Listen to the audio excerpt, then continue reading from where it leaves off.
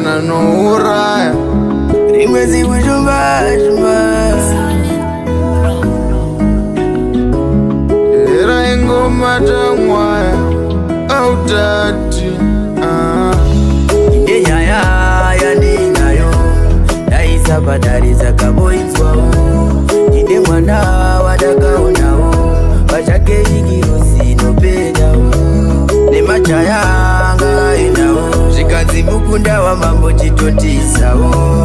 asi moyo wangu wandirambidzawo mwana uyu ndinomuda ndinomudawo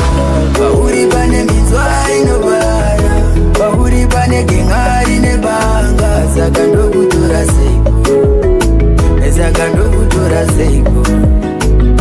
handina kana tongiri nobana ndotera mukoti ndiri wanga saka ndokutora seiko mudiwa ndinopenga ndikakutarira uri redhiyo pandiri uri kurira mwoyo wako dai vangondibvumira ndobhadhara roora ndigokutakura toenda kuya